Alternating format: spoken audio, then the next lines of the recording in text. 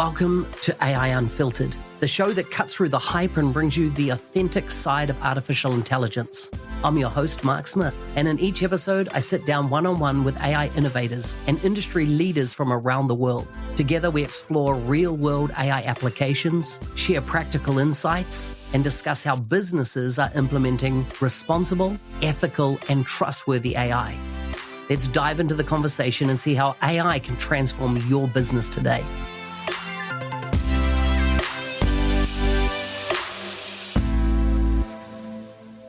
Welcome to AI Unfiltered. Our guest is from Chicago in the US. He splits his time between work for Perceptual and Michigan State University. As always, links will be in the show notes for today's discussion.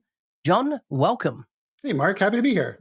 I am so looking forward to this discussion with you around AI governance because there's so much information around whether it's restrictive or whether we need it or the absolute critical importance of it. And it all depends on which side of the media you're listening to. Everyone has an opinion around this. But before we get started, I always love to ask about food, family, and fun. What do they mean for you living in Chicago? Sure, absolutely. So food got harder because we moved to the suburbs. We were in the city for 17 years, and now we're 45 minutes north. So it's harder up here, which was surprising to us. But we're doing the best we can. In terms of fun, I love to play tennis, love to play pickleball, anything with a racket. Would love to do it.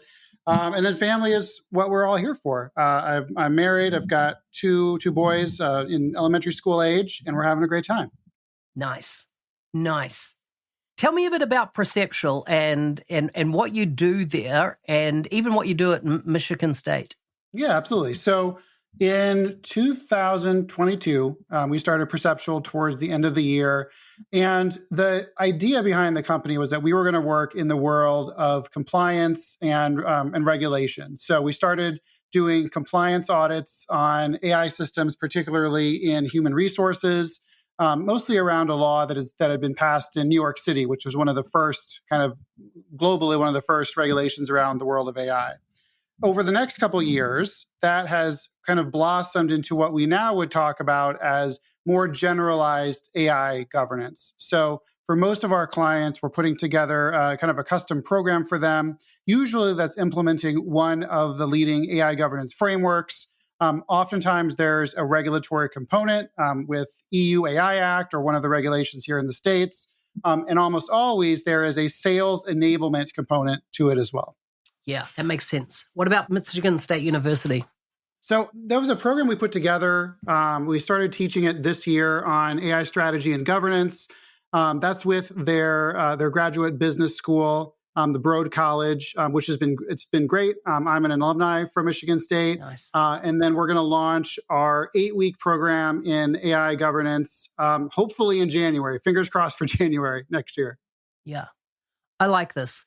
Why I like the subject of governance, because I think a lot of us would be dead if there was no governance, right? And what I mean by that is that when I look at AI, I see a lot of parallels to electricity, right? And how we use electricity in our lives, in that it is a massive, life-saving piece of technology, and people in health situations, they need electricity to keep them alive. We use it to power our homes, cook, eat, all everything, right? Electricity, though, without regulation, if we just had bare wires running everywhere, a lot of us would get electrocuted and would be deceased. And so I'm glad that electricity is a regulated thing, no matter where you go in the world, right? Because of the level of safety. And then through that safety allows massive practical application of the tool. When you talk about governance in organizations, is it something that can be, one of the perceptions that we see coming from media is that governance restricts innovation. How do you handle that discussion that governance stops innovation, and why can't both of them actually work together? So the way that we think about it in the world of, really putting these programs into effect in working companies is that it's all about risk management. So it's not the case, I don't think, that every company has to do governance this way or that way or any particular way. Now, certainly there's some regulatory burdens that companies have where they have to have something specific if they're in the EU, for example. I'm sure we'll talk a lot about that today. But different organizations of different sizes have different risk tolerances. Different industries will have very different risk tolerances as well. So the kind of program that we might put together in a healthcare organization or a defense contractor or something like that will look very different from a children's toy maker, for example. Yeah. So when we think about that question of does governments trade off with innovation, I don't know that it has to. I think that's a very industry dependent question, I guess I would say. I think that for sure it's the case that more regulation and more governance in the organization creates more process. Larger organizations oftentimes have more process, and that can be hard to route around. And oftentimes that's where companies will kind of come to us, and they'll come to us and say, one of the prototypical calls that we get is someone will call and say, "Hey, we rolled out AI in our organization. Now everyone in the organization has Microsoft Copilot. It's always Microsoft Copilot in this situation. But then our InfoSec team locked it down so far and so hard that everyone, instead of using Copilot, is just taking out their phone and using the free version of ChatGPT instead." Yeah. Right. So that's where, there is some trade-off there where a poorly designed policy, I think, does stifle innovation. I think a well-conceived policy manages that trade-off. Isn't interesting that with that scenario you just gave then, it puts the organization at a higher degree of risk. In fact, if you look at the 20 big headline cases around the world where companies put either customer data into ChatGPT in the early days, and then that, code from certain companies was placed and validated. I think Apple had staff that put code into the risk is, right, if you don't have a robust tool that people can use, they'll find workarounds, you'll get shadow AI, and therefore that does put the organization a higher degree of risk because you've got no control now over how that AI was being used in the organization. At the end of the day, right, they can say, well, we can stop it on the desktop, we can lock it down, but the example you gave, someone can just pick up their phone and away you go. Yeah, that's exactly the challenge. I think you articulated it really well. And when companies talk to us about shadow AI, they're oftentimes surprised when leaders talk about it that way, because I think that most leaders, if you ask them where shadow AI comes from, I think that they would say it comes from not having AI in the organization. And in my experience, it's exactly the opposite. Shadow AI happens because organizations go buy an AI product and then lock it down. Yeah, interesting. So how do you take that or facilitate that discussion in such a way that adequate guardrails are put in place, but not onerous guardrails? So first of all, it's difficult, right? And this is, I oftentimes will relate it to something like a sexual harassment policy internally, where for a sexual harassment policy, there's something bad, and so we need to define the bad thing and then stop people from doing it. And I think that if we look at a lot of organizations, maybe 18 months ago, I think a lot of organizations thought about their AI policy in their internal policies, especially kind of the same way, where they're saying, we need to figure out what's bad and then ban it. I think that we're now getting a little bit more nuance to that. So I think that when we go into an organization and start talking about, how do we balance more process, more steps, more timelines, more staffing on governance against some of the, the harms or the challenges and the regulatory issues that we always have to think about, we do a couple of things. Number one is we have to get stakeholders from throughout the organization to step in and give their perspectives on it. So one of the worst ways I've seen this done is, AI governance is a new project. We have to do it in the organization, and they say, okay, you're the privacy guy, so you're gonna do it. And then the privacy guy is like, well, what am I supposed to do with the work that I'm already doing from 8 to 7 during my normal day? So first of all, it requires staffing. And our first recommendation for organizations of really kind of like even like medium size and up is that you've got to have someone to champion AI initiatives. And if you're not doing that internally, it kind of falls where it may, and just like that it doesn't get done properly. So we always think about having either a chief AI officer or an AI champion, who's then their job is to go throughout the organization and start to gather information about how AI is actually being used, how AI is it kind of coincides with the strategic roadmap or the organization's goals, and then is starting to be able to kind of plant a flag and draft some policies. Yeah, I like that. I like that. So you do have a framework that you kind of step them through to get an outcome. Yeah, absolutely. So, and the place where it starts is existing frameworks, right? So, frankly, like the less that we make up from scratch, the better everyone is. So, most organizations will start either from ISO 42001, or here in the States, oftentimes we see organizations, and generally like smaller organizations, will start with our NIST AI risk management framework, and we can talk about those two all day. But we always want to start by saying, why are we doing this, right? What are the regulatory pressures that we know we have to kind of check those boxes? What framework aligns with that? And then we can put that into the organization. So let's talk about ISO 42001 first of all, what is that standard? So the 42001 standard, a lot of people will be familiar with ISO 27001, which is around data security and privacy. This is the next generation of that. So if the audience is familiar with that, they'll know what it is. If not, it's a set of standards and controls that organizations would need to follow to eventually get certified as being compliant with ISO 42001. I think that certification for that standard is the gold standard globally today. I don't think that every organization has to do it that way. I think that full ISO compliance is an expensive process. It's a long process. So I think that, startups, for example, I don't, that's not where I tend to start with small organizations, but it is the place where, enterprise organizations will tend to end up. One of the things that standard talks about is an AI management system. What are your thoughts there?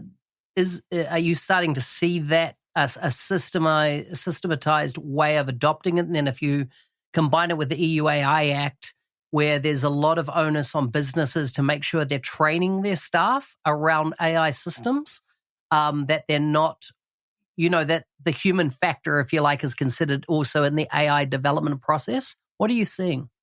So the AI management system is really, I think, at the heart of what the ISO standard is trying to get across. And the idea is we're not just trying to put together a set of policies, take the policies, put them in a binder, and then put them in a desk, under a desk, in the closet, right? What we're trying to create is a living process that helps us manage AI throughout our organization. That idea of continual improvement is at the absolute core of any of the ISO, of the major ISO standards, right? So the idea is we're not doing this one time. We are putting together the right system to make this work for many quarters, many years, theoretically many decades. One of the things that you'd mentioned is training and the human component. That's absolutely critical. In fact, most of the regulations that are coming down the pipeline now, so for example, EU AI Act being the most germane, will require some level of AI literacy training throughout the organization. So a great AI management system defines who has to get trained in what, and then make sure that actually happens on a regular basis. Yeah. And should have an auditable trail, right? So if you ever do get flagged, you can point to this person was trained in this area and on this date, and was there refreshers and things like that. So important. What else does that standard cover? What else? Like if you were to categorize, hey, 3 to 5 things that's important about that standard, if you were having a discussion with a business stakeholder and let's say they're a size of organization that needs to get serious around that, what are your kind of, do they get an AI council in place? What do they do? What would you recommend? Sure. So I think about it when we try to communicate succinctly what the standard means. And of course, it's substantial. It's not a breezy read. It's really 3 things. So the first is people. And we talked about people a little bit already. So how do we appoint the right people to manage the system, to create the system? And we can go into detail about that. The second big chunk for me is data. So how do we get our data? How do we manage our data? Again, like for those of you in the audience who are familiar with information security and privacy standards. A lot of this will be similar, just kind of in the more in the AI flavor, right? So how do we get our training data? Are we allowed to, for example, use live data that our customers send us to improve the algorithm? Can we use customer A's data to improve the algorithm for customer B? Those are all the relevant questions that we have to think about as we think about data. And then the third big chunk for me is transparency.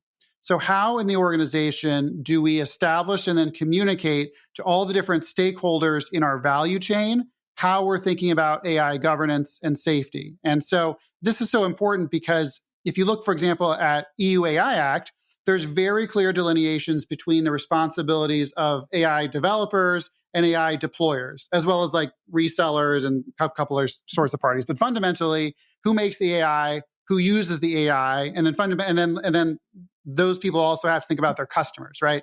So how do we think for us, if we're the developer of AI, what information do we have to clearly communicate to our customers such that A, they can feel good about how they're using our products, and then B, how can they communicate transparently with the end user, the actual human at the end of that value chain? Yeah.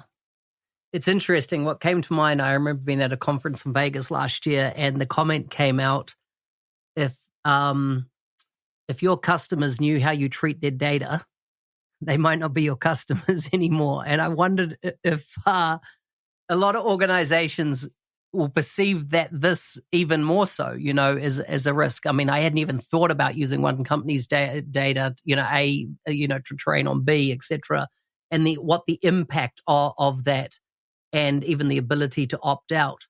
One of the things we discussed was around 5% of companies are seeing real ROI from AI. And, there's been a lot of reports in the last 12 to 18 months of POCs that didn't become production. And, my distilling down of that is there was never a business case for it. In other words, when I say a business case, a financial output or justification, it was more like, let's try it. And the fear of missing out is a motivator for a lot of businesses to do something. In that 5%, like obviously all the hyperscalers that make money off selling compute, and AI compute specifically, as well as all the AI companies and their frontier, models, they're wanting to massively increase that. What are we getting wrong that has that number after what? We've been 3 to 4 years in the Gen AI space now. Why is that number so low? So to me, it's two things. And these come both out of the MIT report that you would reference, which is kind of a bombshell in our shared industry. And then secondly, it's what I've seen out actually in practice in the field in our own work. So number one, it's the idea that we are going to do AI from the top down. And the way that this usually works is the board or the investors say to some mid-sized organization, right, like a lower middle market, private equity owned company, it's time to do AI, right? So the CEO says we have to do AI, and they tell the CTO or whoever, okay, we have to do AI, and we have to have some metrics. And so then the metric that's easiest to measure is some idea around usage or adaptation of that in the organization. So then, as we'd referenced, they go buy Copilot, right? And then roll out through the organization, do a 30-minute training once at the end of an all hands. 17% of the company uses it once, and they say like, okay, now we've got some usage metrics, and that's kind of it. So the top-down programs tend to go poorly, whereas the quite basic, I think, bottom-up programs tend to do much better. And that's, I think, that's the second big point, which is when we think about how organizations really get value out of AI, rarely is it we're going to put in a new system and it's going to work fantastic like the first day. Generally, it's kind of like a partnership between the people in the organization, the vendor, and the AI. And oftentimes I'll talk about it as hiring an AI product to do a job is a lot like creating a new relationship with like a business process outsourcer, right? So if we said, we have 100 customer service people, and we're going to move that operation to India or to the Philippines, for example, we wouldn't expect that was going to perform exactly right on the first day. There's a lot of training, there's a lot of mistakes, there's a lot of mishires that go through that process. And that's kind of what we see in the world of AI. So if the expectation is the technology is going to work perfectly out of the box, it's likely to fail. Whereas if the expectation is, this is a process that we're going to be working through for months and years, that's a more reasonable expectation. So when we look at practical steps of, let's say, driving AI, is it that the horizon window for it just needs to be extended, or is it something else? As in the horizon window for the return? Yeah, I think that's a great step as we think about the expectations. And then the other step is, I think, pushing AI adaptation further down in the organization. So as opposed to a top-down initiative like we bought everyone Copilot, what I see in the field is that the organizations who get the most use out of AI, oftentimes there are kind of like departmental level AI operators or AI enthusiasts who say, hey, we've mapped out this workflow, and there's a little piece of our workflow that right now is a couple people's job, and we think we can find a way to automate that accurately, right? So is it, we're going to save $50 million and that'll drop the bottom line? Like, probably not in that instance. Yeah. But number one, we're going to do a lot of those, right? We're going to find a lot of those. And then number two, when we are able to empower more people throughout the organization to find kind of like basic and repeatable automations, we start to build the organization's muscle to go and be able to do that in future years. Yeah, nice. So then with the FOMO on one side, right, and the need for innovation and the need for adoption and the need for safety and ethics, how is an organization to balance these things from your point of view?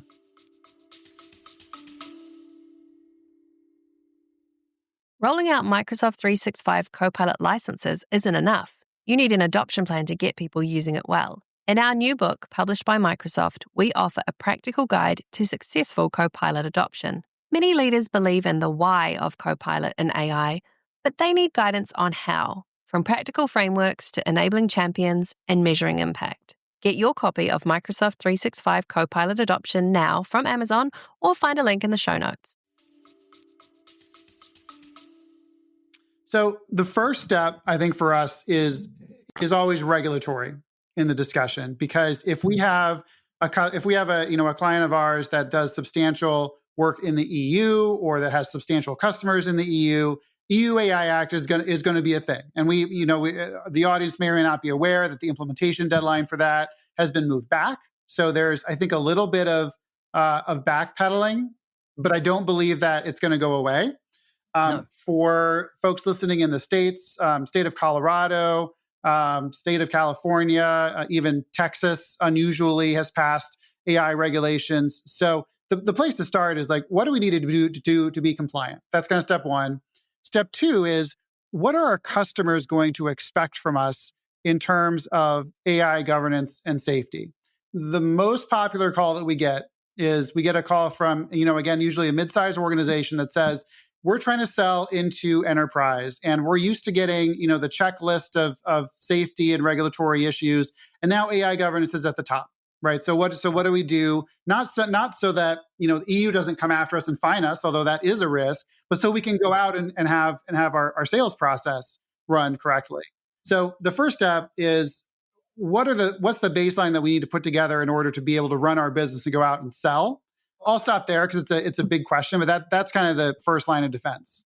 Okay, so if that's the first, and obviously it's different between geo, one thing that out of what you said there, you talked about different state bodies putting in regulations in the US, and I know the Trump administration has wanted to heavily not regulate at a state level, but regulate at a federal level. But there doesn't seem to be, and I might have missed it, but there doesn't seem to be that federal regulation coming out, or have I missed something there? No, that's correct. So it hasn't come out. Right. It hasn't come out, and I'm not holding my breath for that to come out. Right. Very interesting.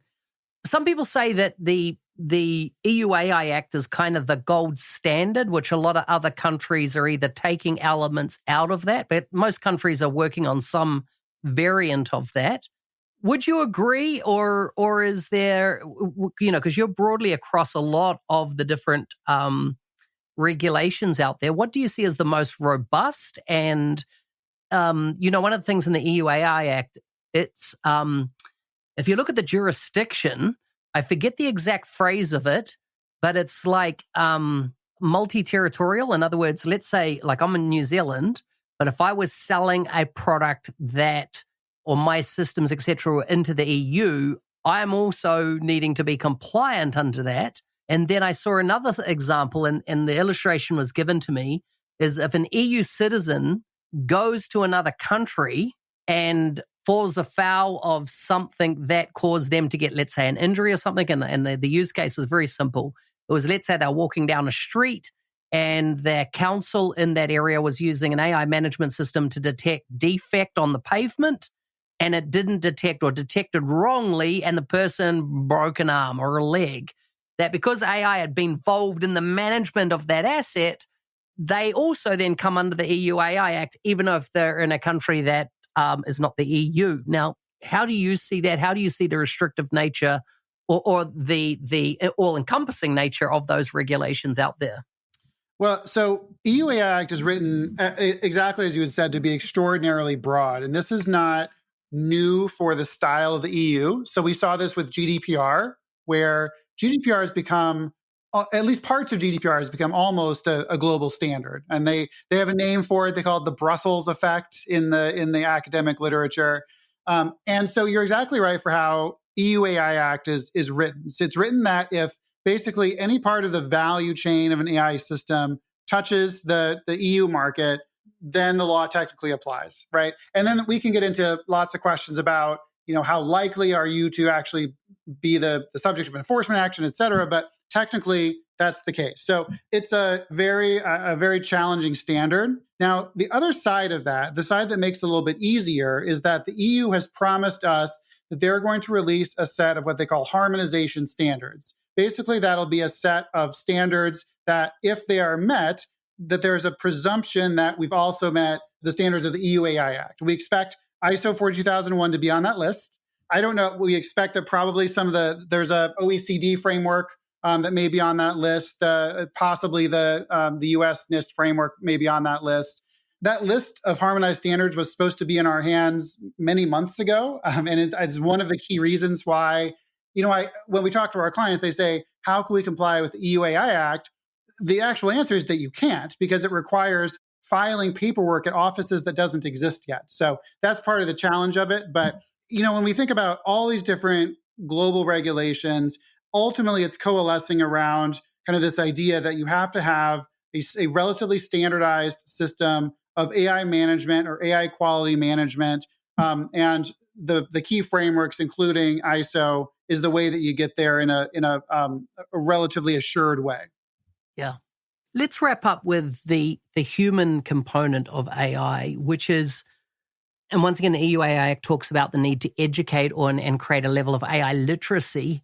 How do you see that be practically rolled out? Because AI is not really a one and done. It's changing constantly, right? So how do you see organizations meeting the need to provide AI literacy that potentially one's literacy should increase each year, right? So as I say, an ongoing literacy program that elevates, and of course, one of the things in the literacy programs that we saw the hyperscalers roll out at day one tended to be more technical. What's AI? Like what's machine learning? And like Joe Blogs on the street probably doesn't have to know all the different tech infrastructure behind AI. They're like, how do I use it? How does it enable me? What do I need to do about using it safely as well, I suppose, is a key element.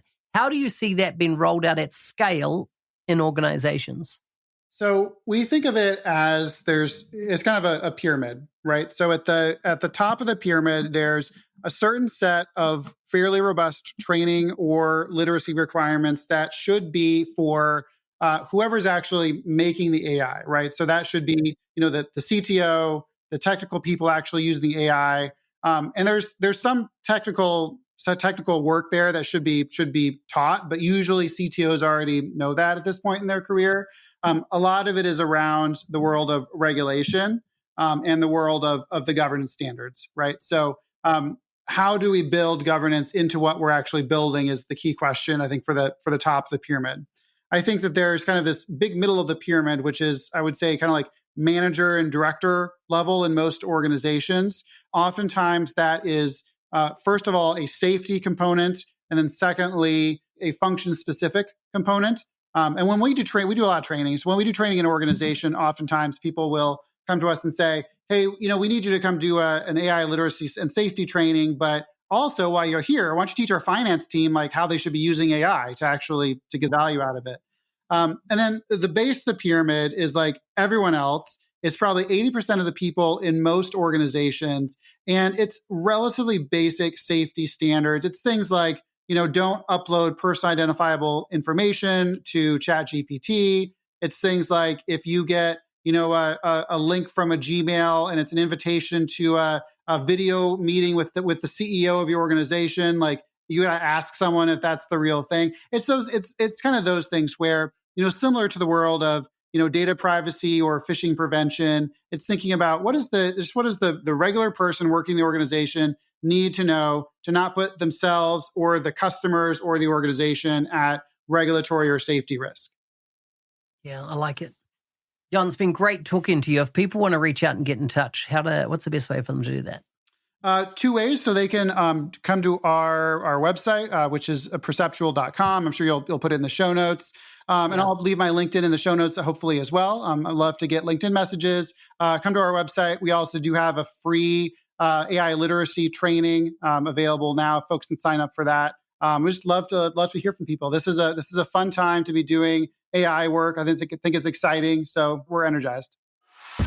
You've been listening to AI Unfiltered with me, Mark Smith. If you enjoyed this episode and want to share a little kindness, please leave a review. To learn more or connect with today's guest, check out the show notes. Thank you for tuning in. I'll see you next time, where we'll continue to uncover AI's true potential, one conversation at a time.